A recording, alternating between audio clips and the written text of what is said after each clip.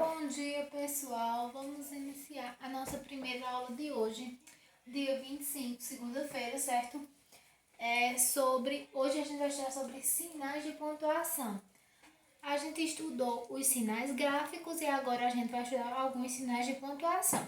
Só que antes de tudo, vamos iniciar com aquela nossa oração, né?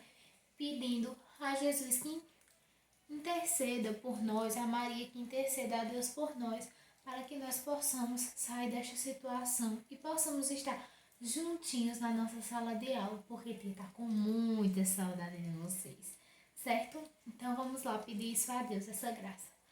Bom dia, meu Deus querido, as aulas vão começar, nós queremos que o Senhor venha conosco ficar. Aqui estamos juntinhos e vamos já estudar. Abençoe a nossa escola, nossa classe e nosso lar. Muito obrigado, meu Deus. Muito obrigada, Senhor. Não há riqueza maior que possuir seu amor. Amém? Amém. Então, vamos lá estudar. Eu vou pedir a vocês que, para acompanhar, certo, a explicação, abram um livro de língua portuguesa na página 44, na nossa segunda coluna, página 44, segunda coluna, certo? Que diz o seguinte: sinais de pontuação. Quando falamos, damos a entonação que desejamos e fazemos as pausas que julgamos adequadas para que as pessoas possam compreender o que pretendemos transmitir. No entanto, quando escrevemos, não fazemos o uso desses recursos. Portanto, utilizamos os sinais de pontuação. Então, o que ele quer dizer? Que quando a gente fala, a gente usa determinada entonação. Por exemplo, quando eu quero chamar Cauã, vem cá. Ele sabe que eu tô brava. Cauã, vem cá. Ele sabe que eu tô brava e ele vai vir logo. Só que quando eu vou escrever, por exemplo, eu quero mandar uma mensagem no WhatsApp para a Joana. E eu digo, Joana, venha cá. Para me dar uma entonação, para me exclamar e dizer que eu estou dando uma ordem. Joana, venha cá. Eu faço o auxílio da nossa exclamação, que é para dizer que eu estou fazendo uma ordem, para poder Joana entender que venha cá, porque eu estou precisando dela agora, certo? Então, os sinais de pontuação servem para dar essa entonação na nossa escrita, certo? Ele diz o seguinte: são utilizados para organizar as ideias que estão sendo expressas e também para dar entonação adequada às frases. Conheça os sinais de pontuação. Então, o primeiro sinal é o nosso amigo ponto final, que diz o seguinte: indica o final de uma frase, de uma ideia. Então, toda vez que eu concluir uma frase, que eu concluir uma ideia, eu vou estar usando o meu ponto final. Se eu disser, por exemplo, tem um exemplo aí: morango é a sua fruta favorita. Eu concluí a ideia dizendo que morango é a sua fruta favorita. Então, eu uso o ponto final. Se eu disser, eu gosto de manga, concluí a minha ideia, concluí. Então, eu uso o ponto final. Então, toda vez que eu for escrever alguma coisa, que eu concluir minha ideia, que eu terminar a minha frase, eu faço o uso do ponto final, certo? Agora vamos ver a nossa amiga vírgula, muito usada nos nossos textos, certo? A vírgula indica uma pequena pausa na leitura. Então, por isso que todo o texto ele tem muita vírgula. Por quê? Porque tem que ter pausa. Ninguém aguenta pegar um texto e não ter aquela pausa, aquele descanso em sua fala. Então, ela é para dar essa pausa na leitura, como por exemplo aí tem os casos em que a vírgula pode ser empregada, certo? Para separar o nome de um local e a data. Por exemplo, quando a gente vai fazer o nome da escola, a gente sempre coloca Patos, vírgula, por exemplo, 25 de maio de 2020, certo? Então, a vírgula também é usada para separar o nome de um local e a data, certo? Também a vírgula é usada em endereços. Geralmente, após o nome da rua, por exemplo, minha rua é José Emílio dos Santos, vírgula, o número da minha casa é 27. Então, eu uso a vírgula para separar o nome da minha rua ao número da minha casa. A vírgula também é usada para separar palavras repetidas, certo? Por exemplo, aí tem: relutou muito, muito, muito em aceitar a sua oferta. Por exemplo, eu quero dizer: comi muito, muito, muito, até ficar com a barriga estourando. Então, sempre que eu repito uma palavra, eu faço o auxílio da vírgula.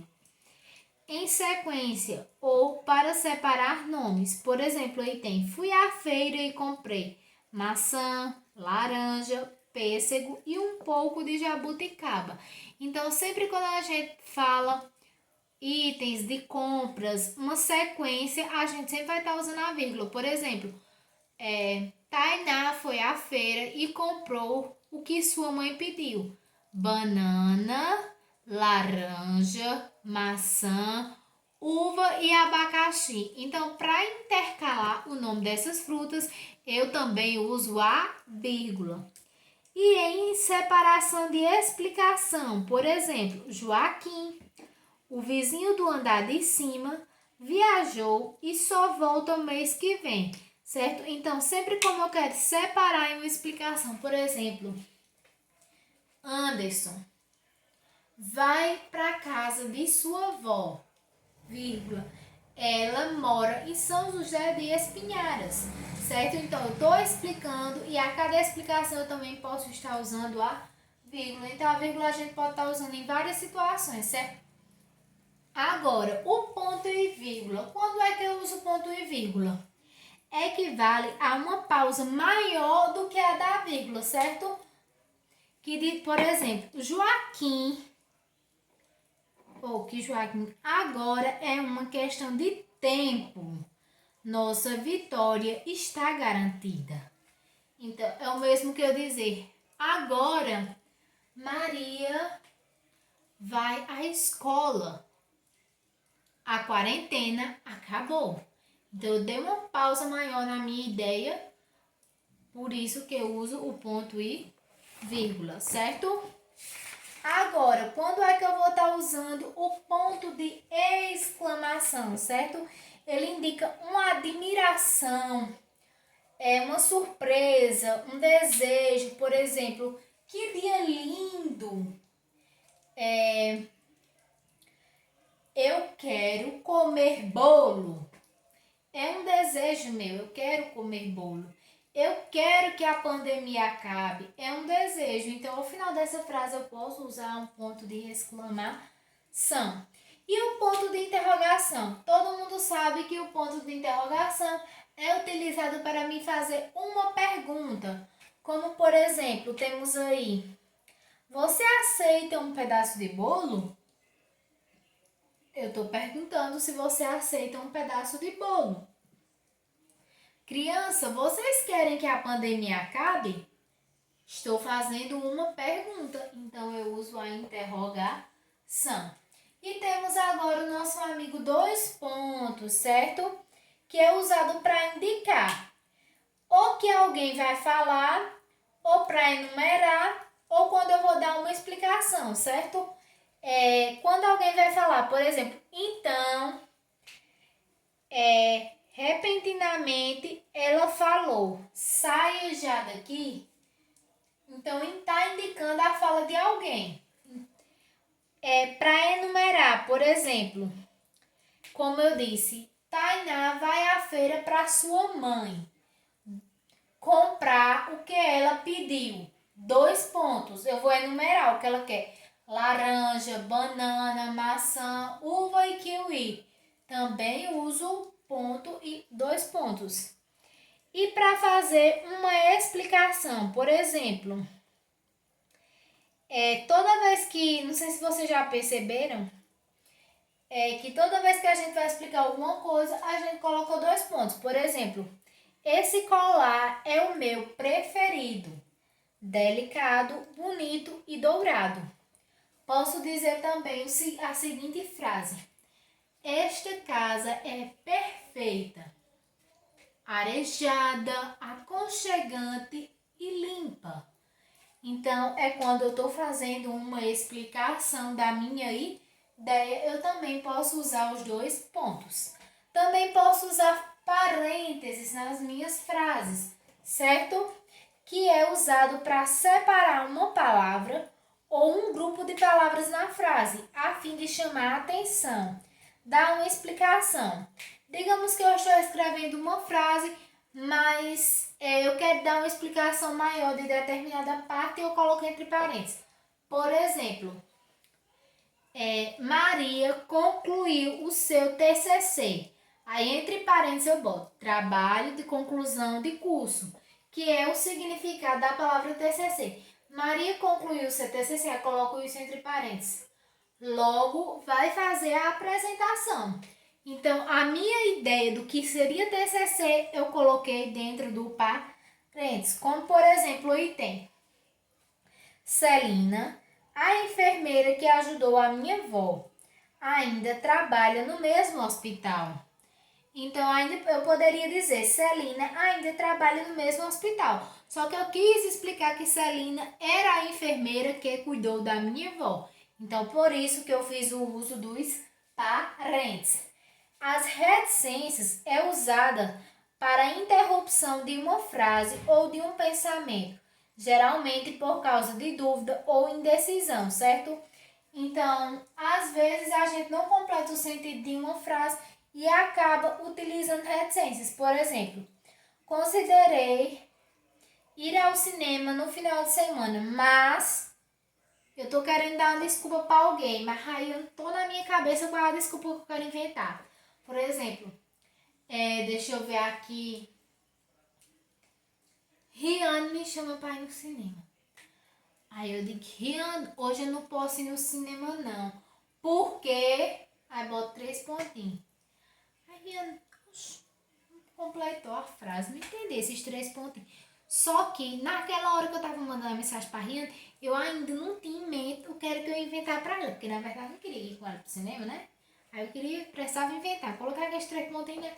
Pra deixar ela curiosa. Aí depois eu digo, porque eu vou estudar hoje, mulher. Amanhã eu tenho prova. Então, fugiu na mente a minha ideia, então usei aquelas reticências para que depois eu pudesse estar completando a minha ideia. Também usamos o nosso travessão, certo? Que é antes da fala de alguém. Sempre no texto, quando tem um diálogo, que o diálogo você sabe que é uma conversa, a gente faz o uso do amigo travessão, que é para indicar que alguém vai falar. Como aí, deixa eu ver se aqui tem um exemplo. Tem aí a professora explicando pacientemente, disse. Aí 2 pontos, porque vai 2 pontos que vai dar explicar uma ideia para alguém, né? Aí ele diz também assim, travessão, se ninguém acenar, não poderei saber quem quer falar. Então, isso aí é a fala de alguém. Antes de alguém falar, a gente sempre usa o travessão. E também quando é para separar a fala do personagem e do narrador no texto, né? Como eu disse a vocês. Por exemplo, aí tem: eu estou ansiosa porque este dia chegou logo, disse Antônia. Então, isso aí separou toda a fala de Antônia, que era a personagem do texto. Também temos as nossas amigas aspas, certo? Que são usadas ou para destacar a palavra ou uma frase no texto, ou também para citar uma frase de alguém. Eu não sei se vocês perceberam, mas toda vez que tia bota a frase do dia, tia sempre coloca entre aspas. Por quê? Porque aquilo não foi eu que disse, aquilo eu estou citando uma frase de alguém. Para indicar que alguém pensa ou fala, certo? Então, para destacar uma palavra ou frase no texto, também a gente usa, como por exemplo, tem aí, você quer dizer responder, não é? Então, isso aí, queria destacar aquela palavra no texto, então eu uso as aspas. E também quando eu quero indicar o que alguém pensa ou fala, eu também coloco as aspas. Por exemplo, eu gosto de chocolate, mas não muito como Riane. Eu quero destacar que Rian gosta muito de chocolate. Então, eu uso as aspas, certo? Então, esse é o nosso conteúdo de hoje. Como atividade, vocês vão ficar aí com a página 46 e 47 do livro de português, certo? Amanhã faremos a correção dessa atividade, que a primeira questão diz o seguinte: pontue corretamente as frases. Então, tem um textinho aí e vocês vão estar pontuando estas frases de acordo com alguns desses sinais de pontuação. Na segunda questão diz: leia o diálogo e coloque os sinais de pontuação adequados. Observe quantas vezes cada sinal deverá aparecer no texto, certo? Que tem aí dizendo a quantidade de vezes que o sinal vai aparecer. Então, vocês vão pontuar o texto de acordo com a quantidade de vezes que está indicado aí, certo? Questão de número 3 diz: sobre os sinais de pontuação é correto afirmar que vocês vão julgar as frases como verdadeiras ou falsas. Quarta questão: crie frases com os sinais de pontuação, que são as aspas, que a gente viu que a gente usa a aspa quando a gente quer o quê? Quando a gente quer que aquela palavra seja destacada em uma frase ou um texto. No caso de vocês, vai ser na frase.